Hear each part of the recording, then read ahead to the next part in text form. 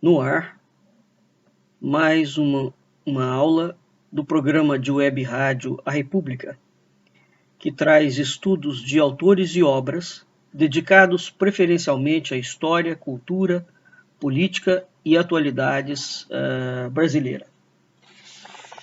A nossa aula de hoje será o estudo do artigo intitulado Controle Civil, a ascensão de Bolsonaro e a encruzilhada do Brasil, Militares, Forças Armadas e Política, de Eduardo Heleno de Jesus Santos.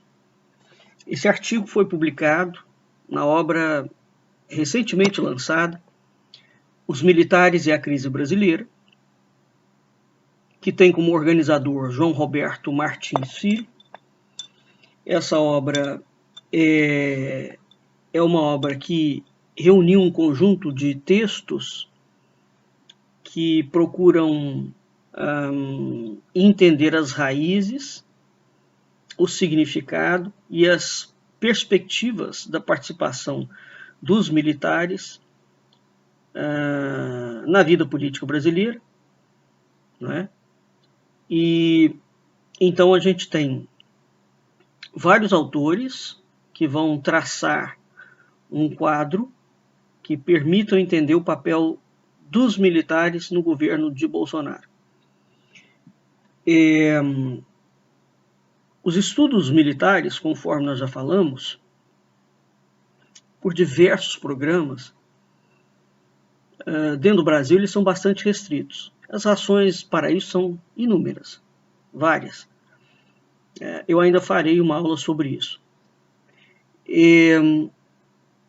Essa obra é uma obra recente e de grande virtude nesse aspecto, porque ela lança, o Brasil não tem uma tradição, né? Ela lança uma reflexão sobre o governo no momento em que o governo está acontecendo. Quer dizer, esse hábito, esse tipo de lançamento editorial, para a gente ter uma ideia, por exemplo, nos Estados Unidos, antecede, que tem um mercado editorial muito forte, né? Antecede as eleições presidenciais, uma série de obras lançadas por autores e especialistas analisando os candidatos. No Brasil, o Brasil não tem esse tipo de tradição e a historiografia nacional tem um hábito nefasto de dizer que é preciso um distanciamento histórico de pelo menos 20 anos para falar sobre aquele período. Isso é uma aberração completa, né? Evidentemente que isso é não só uma aberração, bem como é uma falácia perigosíssima, porque depois de 20 anos aqueles acontecimentos não fazem o menor sentido, né? Exceto para os estudiosos. Então, toda reflexão e toda crítica, aqui no sentido correto do termo, uma crítica acadêmica, ela tem que ser feita no período em que está acontecendo um determinado episódio. Então, essa obra é uma obra interessante porque ela traz diferentes perspectivas, mas ela tem um erro, a meu ver é um erro, um ponto nodal, que é o seguinte, grave, que é o seguinte: ela coloca que o projeto dos militares de ocuparem o poder político é restrito, digamos assim, aos militares egressos do período de 64. Isso absolutamente não corresponde à verdade. Ao longo de toda a história da República, a República Brasileira não pode ser estudada de nenhuma forma se os militares não forem colocados na cena, né? E tampouco se a maçonaria não for colocada em perspectiva. Então é muito interessante o tipo de narrativa que está sendo criada, não é? Novamente, ao mesmo tempo em que essa narrativa expõe, de certa forma, algumas ações militares, elas preservam os militares dos erros históricos e do caos institucional brasileiro, do qual eles são diretamente responsáveis. E não são responsáveis agora. Eles são responsáveis por todo o processo da República. Então não existe uma forma de estudar a história política brasileira sem estudar a participação dos militares. É absolutamente impossível. Porque o jogo político, ou seja, aqueles indivíduos civis, digamos assim, que terão representatividade no parlamento, estão direto ou indiretamente conectados com militares, apoiados por militares e seguindo estratégias militares. Eis o ponto. Dito isto, vamos então a selecionei especificamente esse artigo do Eduardo Heleno, porque ele traz uma perspectiva interessante sobre a carreira de Jair Bolsonaro. Não é? Uma carreira estranha, para dizer o mínimo, porque ela sempre contou com um tipo de costa larga dentro do Exército, e estes indivíduos, que são as costas largas desse indivíduo que ocupa a presidência da República, historicamente falando, esses generais, evidentemente, porque é gente muito graúda lá dentro, não pode ser gente de baixa patente, essa gente nunca é identificada. Mas aqui, pelo artigo do Eduardo Heleno, a gente consegue ter uma perspectiva. Bem,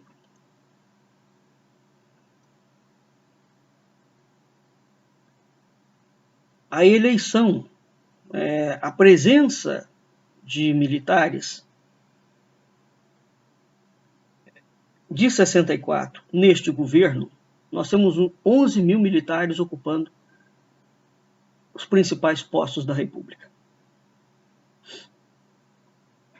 Tem 17 generais do Exército, 15 ocupam cargos políticos.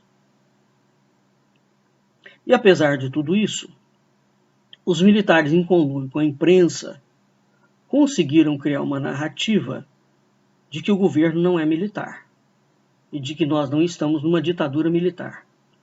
Não é pior do que isso. Uma ditadura, enquanto regime político, é um regime claro, aberto. Eles entenderam que eles podem assumir o controle político sem dar golpe, os golpes tradicionais. Né? Então, há uma série de literaturas pelo mundo inteiro dizendo que as forças políticas, empresariais, ou seja lá o que for, militares, entenderam que podem parasitar as instituições da democracia, né, os poderes constituídos, sem que para isso elas tenham que despencar em guerras e tanques, porque é muito mais dispendioso, é muito mais e é visível. Então o processo que se instaurou no mundo inteiro é de parasitar as instituições por dentro, e a corrupção é meramente um mecanismo de conquista. A corrupção não é um fim, é um meio. É um meio. E é preciso entender isso. E diferenciar. Uma coisa é o sujeito que rouba uma galinha ali, desvia uma verba qualquer. Outra coisa é o esquema de corrupção em larga escala, que passa de governo a governo. A grande questão relativa ao mensalão, e que continua no governo Bolsonaro, infinitas vezes piorado, é exatamente isso. Quem é que está pagando toda essa gente? Qual é o esquema por trás disto? E este esquema objetiva o quê? Não é? Bem, o artigo começa trazendo uma situação, portanto, que os governos constituídos no Brasil, após a chamada redemocratização, conseguiu consolidar um tipo de democracia. Mentira.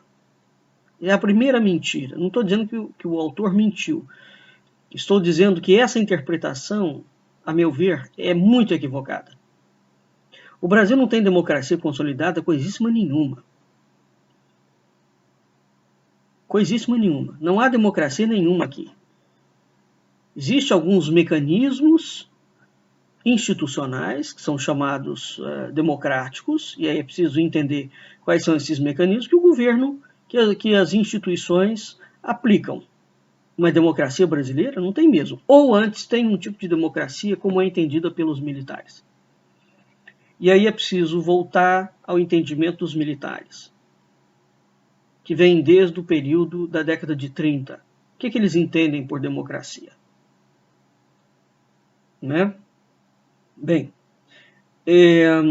a partir da redemocratização, uma série de governos, exceto de Fernando Collor, que foi o primeiro, uma série de governos de esquerda, todos eles comprometidos com mecanismos internacionais.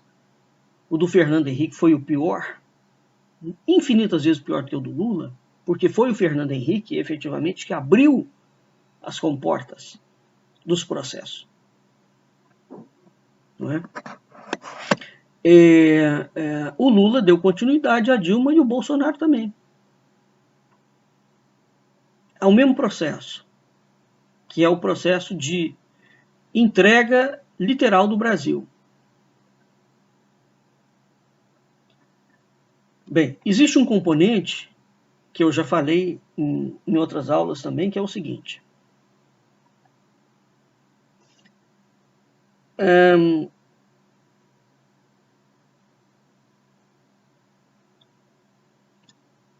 O Brasil já teve, desde 1822 até hoje, 7 constituições federais. Então, a Constituição é a carta máxima da nação, é aquilo que regula tudo. Se fizer uma média, evidentemente uma média, isso não corresponde ao fato histórico, mas uma média, de 30 em 30 anos, o país é chacoalhado por uma revolução, né? Onde se muda a Constituição. Nenhum país consegue desenvolver efetivamente.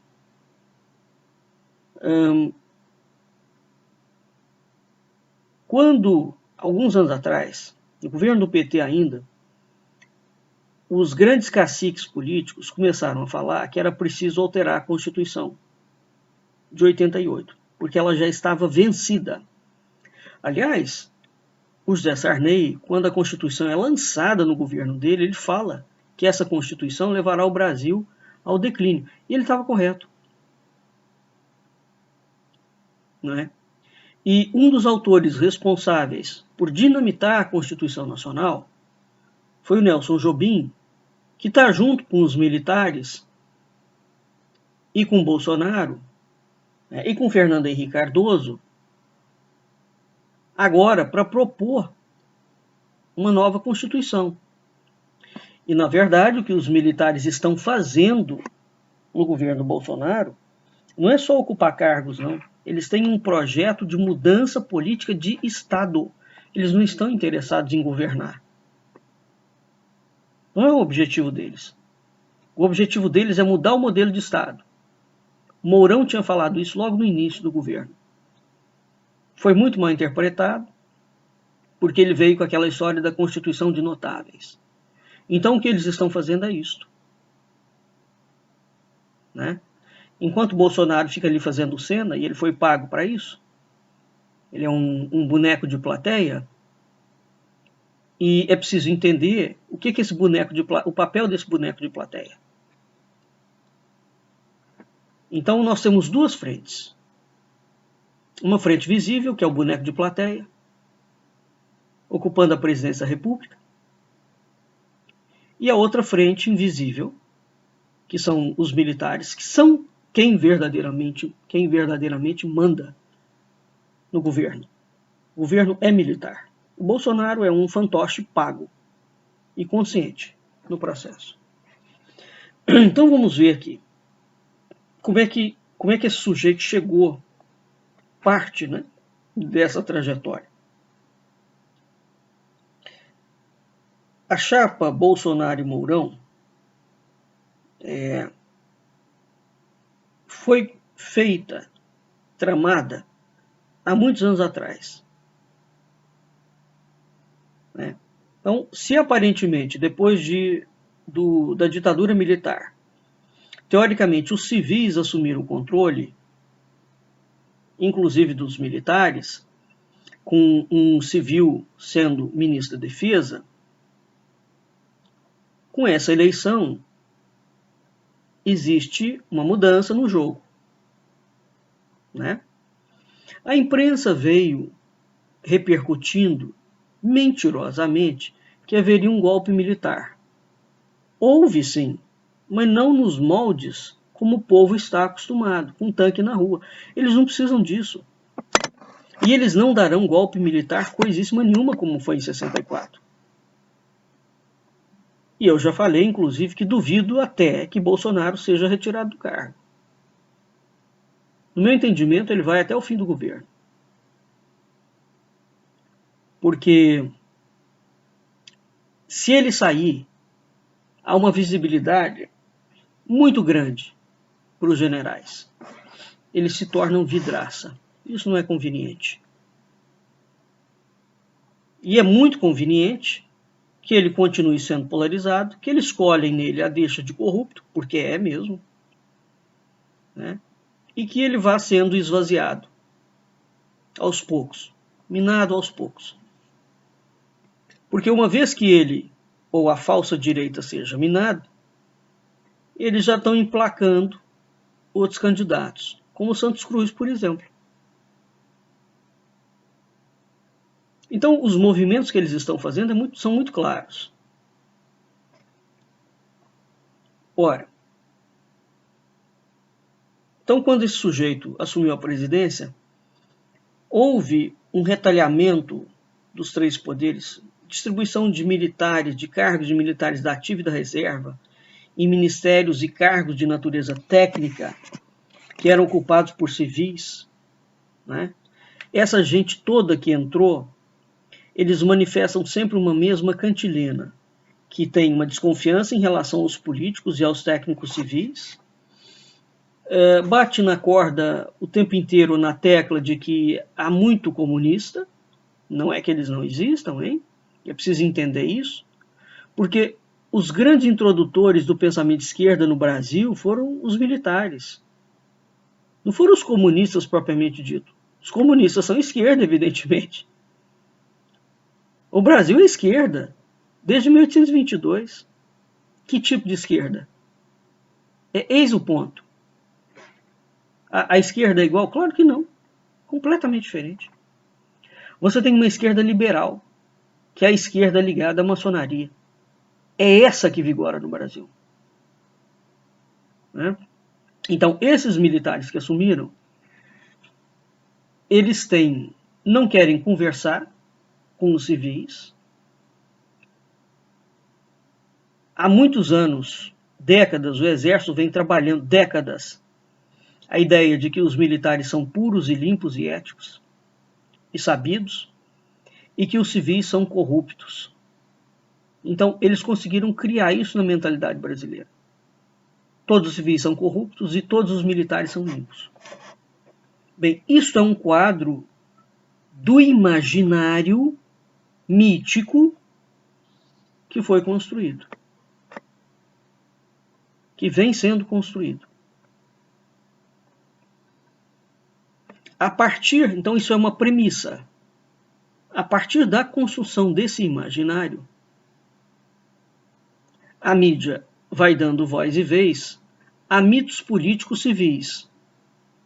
Toda a história da República, sobretudo da Nova República, ela é uma sequência de presidentes identificados com mitos políticos. Dado que isso é um fato sequencial, ele não é aleatório. Porque na Europa ou nos Estados Unidos, os Founding Fathers fizeram isso com o início dos Estados Unidos. Né?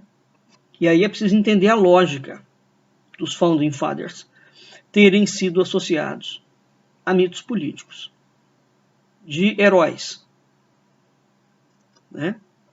Quase que semideuses.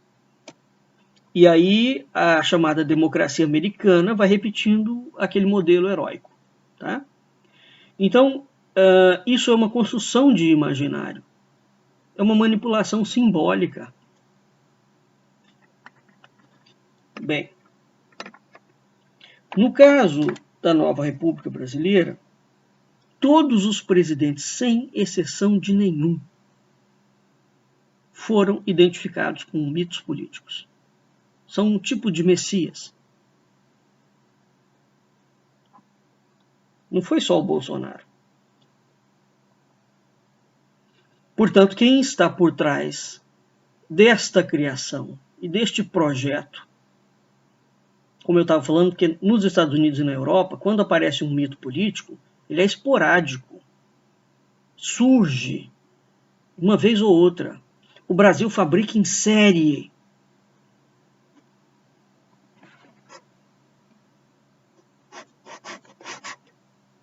Bem, então a gente tem uma participação efusiva de militares nas eleições de 2018. Eles têm o objetivo de exercer um controle civil e eles têm um objetivo claro de mudar o Estado brasileiro. E estão conseguindo. Bem, a candidatura de Bolsonaro, ela não surgiu a partir de 2015 ou 2016. Né? E essa história de que os militares estão ressentidos com a democracia, não tem ressentimento nenhum. Eles têm um projeto de longuíssimo prazo que foi delineado na década de 30 pelo general Góes Monteiro. Eu já falei demais sobre isso. E é este projeto, configurado na chamada Doutrina de Segurança Nacional, que vem sendo executado. Bem, o Lula é um produto das igrejas, dos setores de esquerda da igreja, e é um produto militar. Ele é um produto híbrido. Ah, não existe associação dos militares com a igreja. Tudo que existe é uma associação dos militares com a igreja. Desde todo sempre. Qual igreja? Qual parte da igreja? Quais igrejas? As protestantes, as evangélicas e as católicas. O brasileiro não conhece a história própria, não é? Isso é uma coisa muito grave. Ou quando ele conhece a história, ele vai puxar a sardinha para o lado da brasa do político que ele está defendendo na ocasião. Aí não tem condição de fazer a história dessa forma. E nem de entender. Né? Porque a pessoa não segue a história. Ela não está interessada na história. Ela está interessada em partidarismo político, na tietagem. A história é o que ela é. Ela não é aquilo que nós gostaríamos que ela fosse. Então, nós temos o Lula inicialmente. Todos os presidentes da República que entraram, existe uma outra situação muito interessante. Todos os caras que entraram depois de 64, depois de 85, desculpe, a chamada Nova República, eles entram como mitos, salvadores da pátria, e eles saem carimbados como corruptos. Todos, pela imprensa. É só pegar as capas de revista das principais revistas, que são pouquíssimas, para a gente verificar essa metamorfose. Não é? Bem, o que vai acontecer? Então, isso vai criando no povo, no imaginário uma ideia de que, de fato, a classe política é muito corrupta. Então, você tem aqui delineado exatamente o ciclo do herói. É um ciclo. Quando a gente estuda mito, a gente vê isso claramente. O herói tem um ciclo de ascensão e declínio. Claro. Ele tem etapas extremamente claras e todos eles passam por essas etapas. Eu também já venho falando muito sobre isso. Bem, então, portanto, a criação. Os militares estão de um lado trabalhando que eles são honestos e puros e éticos. E a imprensa acaba, de outro lado, confirmando essa narrativa militar de que os civis são desonestos e antiéticos. Porque ninguém dá conta dos roubos militares, porque não aparece que eles julgam entre eles mesmos. Não é? Ninguém sabe do que se passa no interior da caserna. Então essa gente pode fazer a propaganda que quiser. Enquanto isso, eles vão parasitando. Foram usando os mecanismos do Estado para colocar os militares dentro da vida civil, utilizando os think tanks. Então é preciso entender o projeto da doutrina de segurança nacional. Bem, então existe uma... Veja bem, então, o período de 64 é uma ditadura, depois você vem um período que eles chamam de nova democracia. Essa democracia é construída por mitos que roubam, né? Qual é o resultado desses 30 anos, deste processo, né? Dessa métrica? É um mito e ele rouba. É um mito e ele rouba. É um mito e ele rouba. Você tem um desgaste da democracia, você tem um desgaste do setor civil, você tem um desgaste do setor político, você tem um desgaste institucional, porque vai havendo, de fato, uma corrupção generalizada. Você tem que comprar o judiciário, você tem que comprar parlamentar, você tem que comprar político, você tem que comprar empresa, para ir mantendo aquele esquema. Né? E os militares, aparentemente, fora do esquema. Aparentemente. Bem, e a imprensa, de um outro lado, trabalhando fortemente com essa dupla narrativa. Os militares são puros e os civis são corruptos. A imprensa é civil ou é militar? Então, com a prisão de Lula, quer dizer, quando acontece aquela questão da Dilma Rousseff, na altura, evidentemente que eu emiti uma opinião, não tenho o menor interesse de influenciar ninguém, que a Dilma não poderia ser deposta, sofreu impeachment. Por quê? Porque o que viria depois era pior do que ela. E era preciso deixar a esquerda inteira quebrar. Porque não ia quebrar só a esquerda, ia quebrar todo o esquema do parlamento. E é preciso que se quebre. A dramaticidade da realidade brasileira é essa. Né? Como quebrar a espinha dorsal desse grande esquema de corrupção que já foi construído aqui. É um processo complicado. Mas é preciso deixar o Brasil esgotar os processos. Historicamente, os poderes, as oligarquias, nunca deixam o Brasil esgotar os processos. E até o fim. E é preciso ir até o fim. Para poder, quando passar daquela curva, passar mesmo. Então tiraram a Dilma, veio em seguida o Bolsonaro, né? E teoricamente a esquerda estava enterrada. E os jornais todos noticiaram: a esquerda está enterrada, a esquerda está enterrada. Em 2016, no hangout com o Tércio Gonçalves, eu falei que o Bolsonaro era o cavalo de Troia do PT. Ele ia favorecer o retorno da esquerda. Dito e feito. Eu sou muito sabido? Não. Eu tenho razão? Não. Quem gosta de ter razão é o guru da nova direita, aquele que mora nos Estados Unidos. Não. É simplesmente um entendimento meu do funcionamento da história da República. Pode ter erros, mas é evidente que sim. Não sou o dono da verdade. Mas nesse caso estava muito claro o que estava acontecendo. não é? A troco do que o nome de um sujeito absolutamente atrabiliário faria parte do caderno de tese do PT?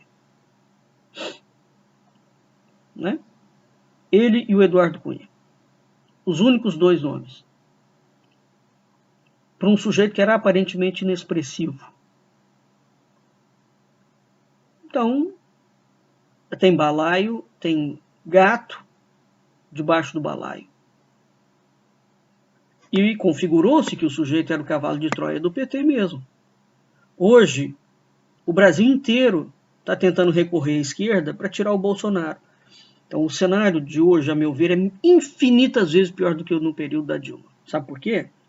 Porque agora sim, criou-se uma polarização extremada entre a falsa esquerda e a falsa direita. E essa polarização é boa para os dois lados. E é péssima para o Brasil. Então, mesmo que o Bolsonaro saia do poder, o objetivo é manter a polarização. E essas elites conseguiram isso.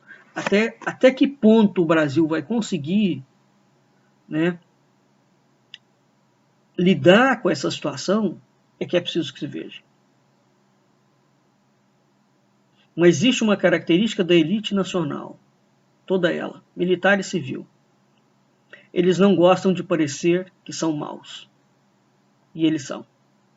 É a pior elite, no meu entendimento, porque ela age sempre pelas costas. É muito melhor você lidar com o mal e com a representação do mal quando ela é clara e transparente. Você sabe que está diante do mal. Não há nada pior do que estar diante do mal achando que ele é o bem. Então, o povo já estava cansado daquele discurso de mito e corrupto com o passar do tempo.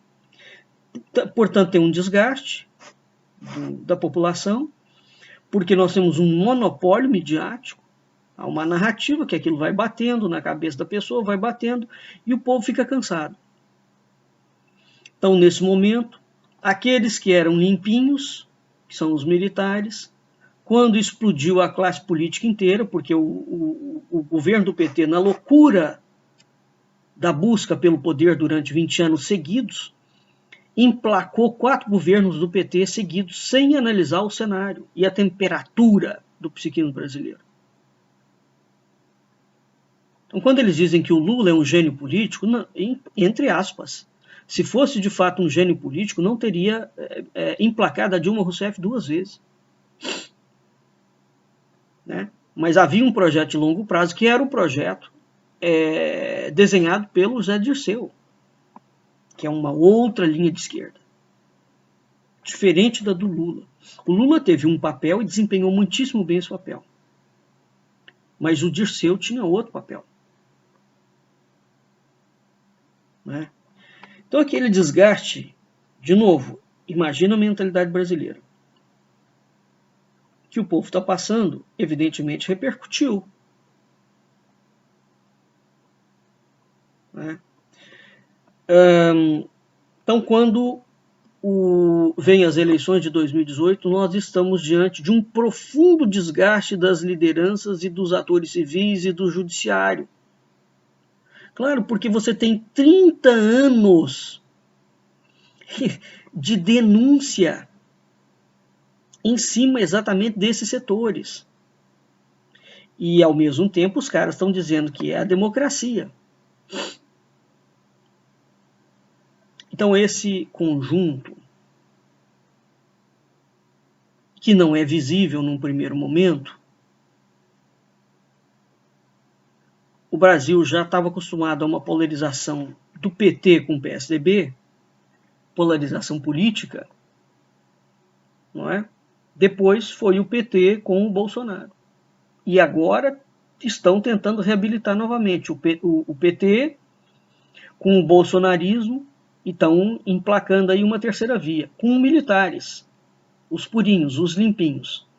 Então os militares, parte deles que ficaram no governo, ou os que saíram primeiro, como Santos Cruz, a imprensa está acolhendo o Santos Cruz como um militar limpinho, purinho. O Santos Cruz é um dos responsáveis pelo lançamento da figura de Jair Bolsonaro.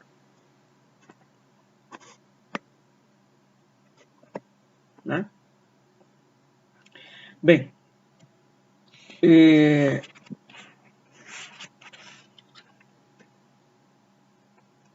como é que começou a carreira de Jair Bolsonaro dentro da política?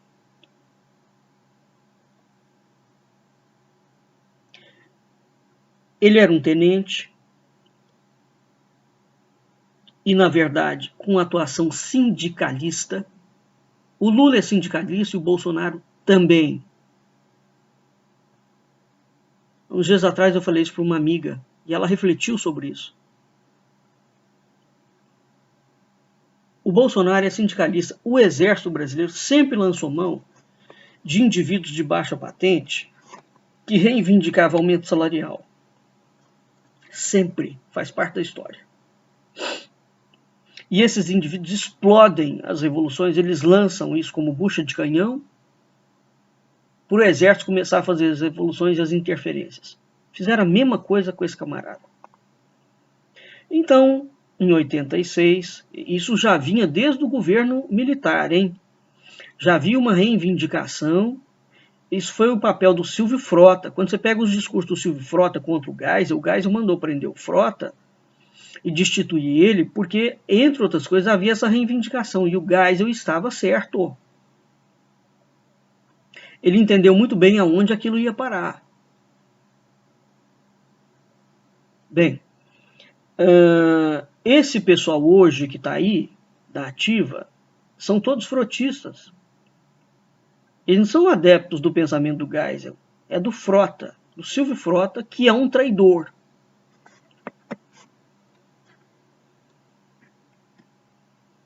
Do Brasil e da estrutura militar, com um projeto próprio.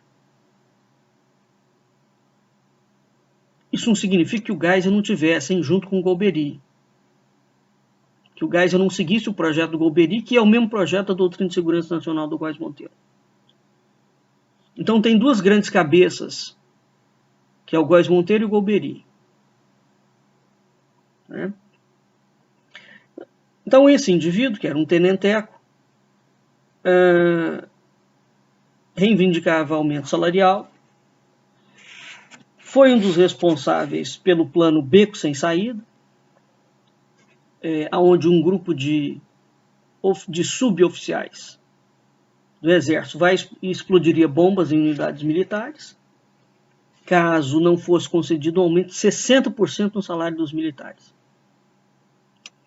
Veja que o plano é extenso, porque os militares não podem conceder aumento de salário para eles mesmos. Isso tem que ser feito via Congresso Nacional. Ninguém raciocina sobre isso. Então, qual é a ideia? Veja a data. Isso foi em 1986, um ano depois da redemocratização. Um ano só. Então eles estavam insatisfeitos com quem? Os militares, com os baixos salários. Era com os civis? Que civis? O governo havia acabado de começar. O governo do Tancredo, depois do Sarney. Não tinha civil nenhum aqui. Eles estavam falando do próprio regime militar, porque a ditadura durou 20 anos. Véio. Então vamos entender. Para você lançar um homem-bomba nesta altura do campeonato,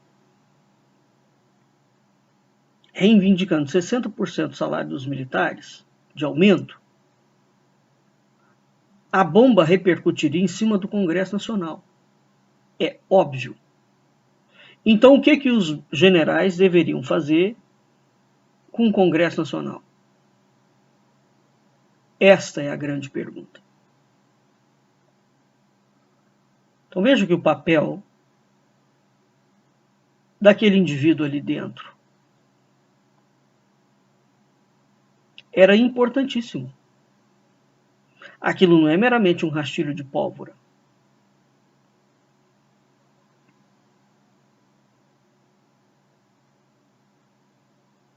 Então, o início da atividade política de Bolsonaro começa dentro do Exército. Reitero mais uma vez, isso sempre foi uma prática comuníssima do Exército, usar oficiais de baixíssima patente para iniciar processos revolucionários de interferência na política.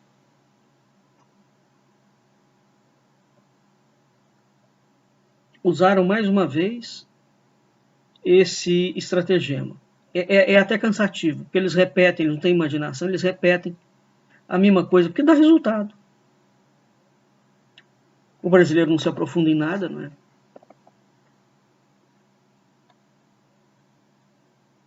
é? Os historiadores brasileiros têm mania de fazer uma leitura desconexa entre eventos, um evento e outro evento. Até que ponto você pode, historicamente, considerar um evento desconexo do outro, com um intervalo de 30, 40 anos? Não pode ser considerado um intervalo, porque o projeto sempre foi o mesmo, e ele tem uma marca e ele repete aquela marca. Ele tem um ritmo. Imagina isso como se fosse uma composição musical, um bolero de Ravel, onde ele tem um ritmo e aquele ritmo repete, acrescentando dados aparentemente novos, mas aquele ritmo permanece no pano de fundo.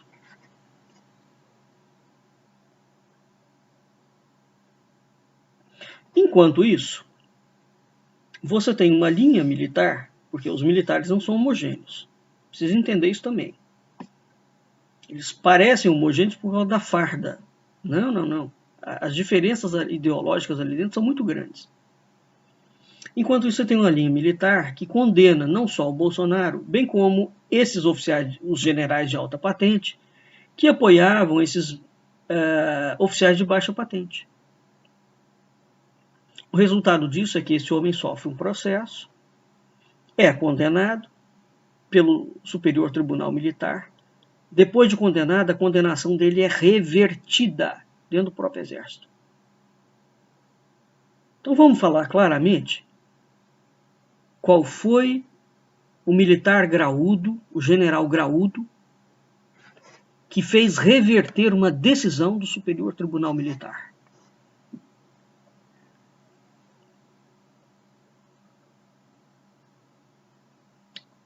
A decisão foi revertida.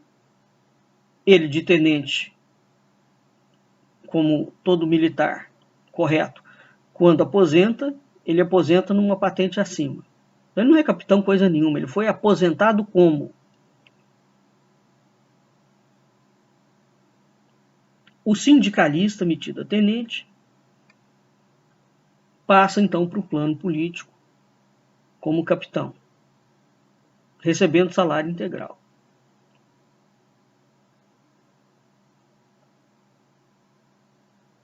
Então, em 1988, você tem alguns textos, né,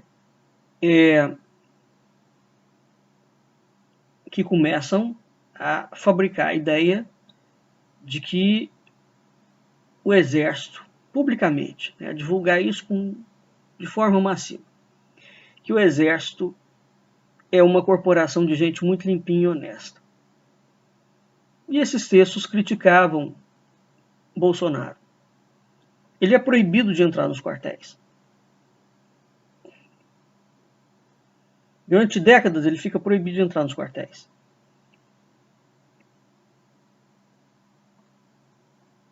Então você tem um plano militar.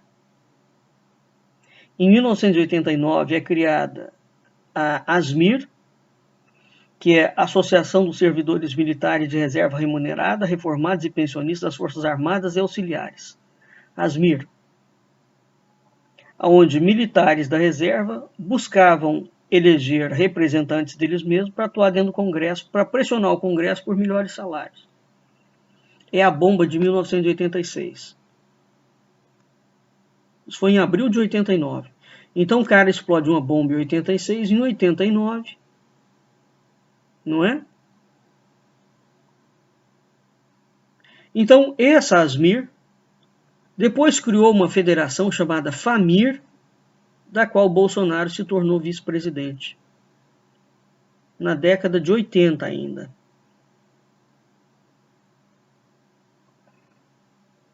Bem, a coisa vai num crescente. Durante a década de 90,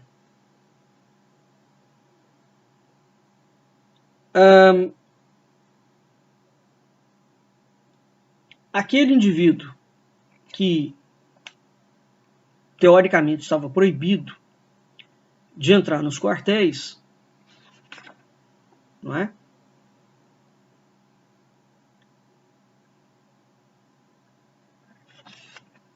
Esse quadro começa a se reverter.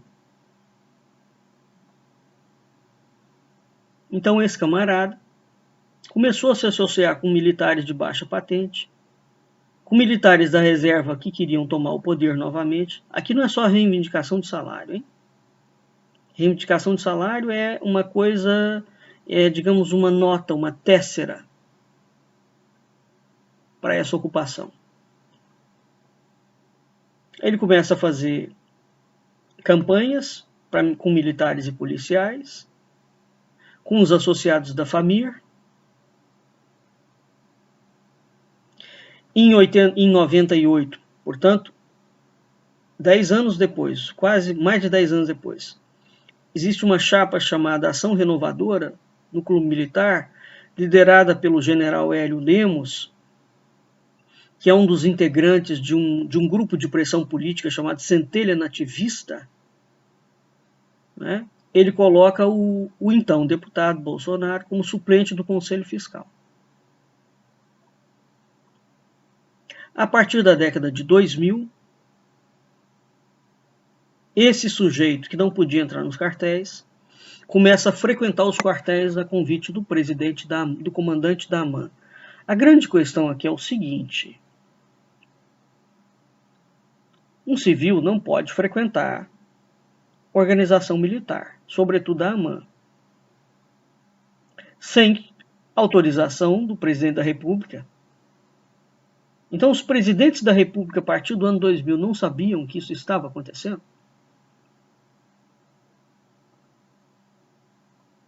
O ministro da Defesa, desde o ano 2000, não sabia o que estava acontecendo. Os vários ministros não sabiam o que estava acontecendo.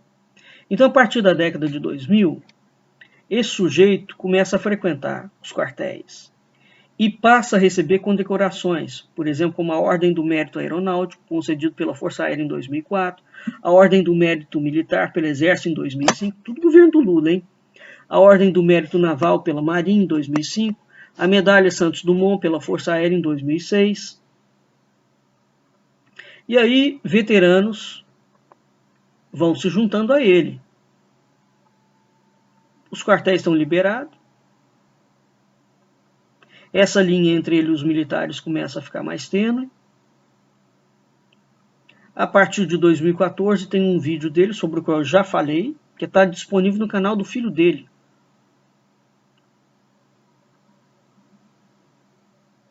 Em 2014, dentro da AMAN, uma formatura de cadetes da AMAN, um discurso improvisado, os cadetes, de uma forma absolutamente histérica,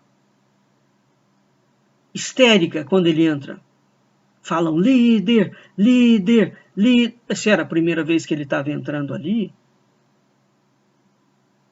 como é que ele estava sendo chamado de líder? O vídeo é estarrecedor.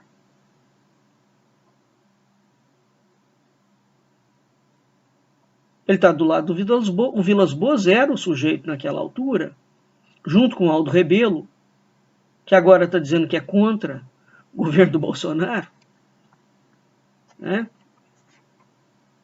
Apresentando-se como uma terceira via. Então, em 2014, e aí, a partir disso, eles começam a criar um discurso de que a candidatura dele foi procurada pelo povo, descontente com o PT, não é? Então, quando o povo descontente com o PT, de fato começa a procurar uma alternativa, os militares percebem, juntam gato com lebre. E o movimento do olavismo cultural junta-se ao bolsonarismo mítico.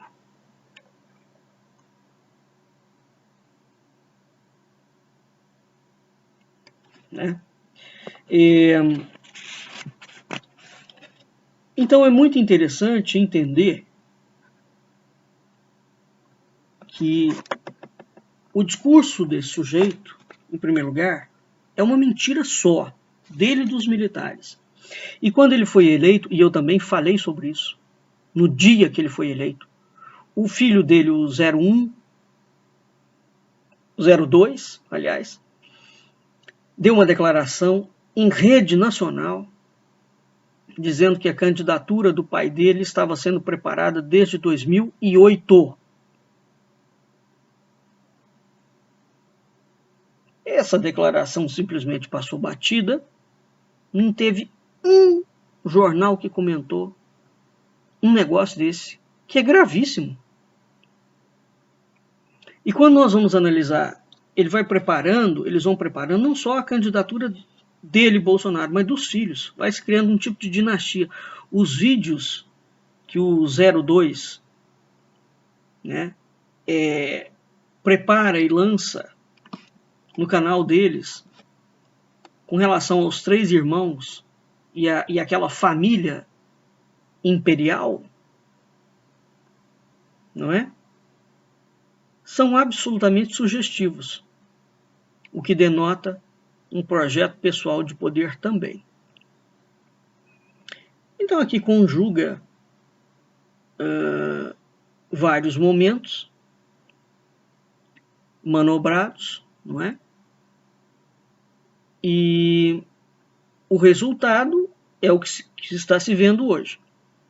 Vários interesses unidos dentro de uma mesma candidatura. Eu também expliquei bastante, através de posts, de vídeos, já a diferença entre candidatura e candidato. O candidato é a pessoa que o sujeito vota. A candidatura são os poderes que estão por trás do candidato e que vão viabilizar a eleição do candidato.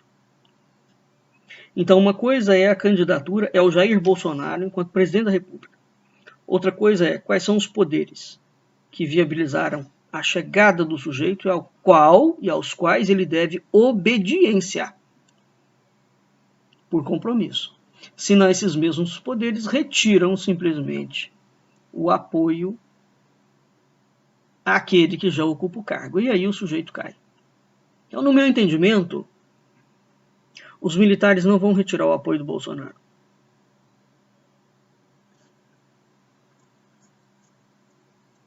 Não é conveniente. É muito mais conveniente deixar ele se queimando. Isso pode ter pode-se correr o risco dele ser eleito, né? Reeleito. E aí os militares, o projeto militar, fica chumbado, entre aspas, né? Porque se o sujeito for reeleito, mesmo depois de todo esse desgaste, essa nova, digamos, esse novo governo, ele entra com força total. Aí a coisa pega. Né? Então, a história do Brasil é essa, é uma história de crimes da República, né? O problema do Brasil é a República. Eu já falei muito sobre isso. Né? É a República. Isso não significa que eu sou adepto da monarquia, não. Muito pelo contrário. Uma monarquia com uma elite como a do Brasil seria o pior regime do mundo. Né? Porque ele é o monarca ia durar pouquíssimo tempo. De novo ia arrebentar com a monarquia e voltar com a república ou com a sei lá o quê. Então a República Brasileira ela tem que ser refeita, ela tem que ser refundada dentro de um federalismo adequado e com mecanismos democráticos muito consolidados. Isso, evidentemente, não é um processo fácil, envolve vários atores e uma reestruturação generalizada, né? Isso aqui é uma abstração teórica que eu estou fazendo, mas de uma necessidade. Mas o que a gente tem hoje é um quadro gravíssimo, porque todos os poderes da República estão conspurcados, tidos como corruptos, uma população cada vez mais revoltada, tanto estimulada pela esquerda quanto pela direita, né? Ambas falsas, e um país sendo retalhado, vorazmente retalhado. Bem,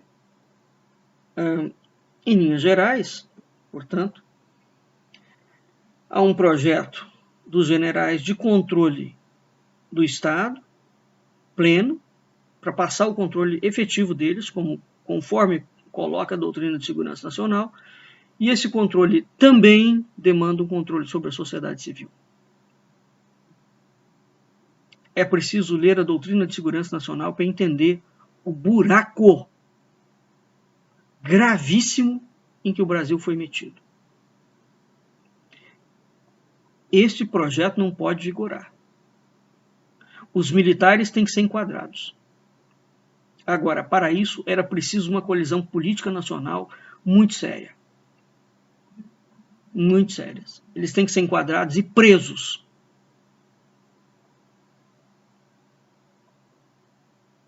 Com políticos desmoralizados e um judiciário desmoralizado, quem vai fazer isso? Eles ajudaram a desmoralizar todo o processo e agora eles mesmos não podem terminar de desmoralizar todas as instituições da República, eles vão precisar de alguma coisa dessas instituições. É uma loucura o cenário brasileiro. Sem dúvida. Mas é o que está aí. Bem, nós vamos ficando por aqui e até a nossa próxima aula.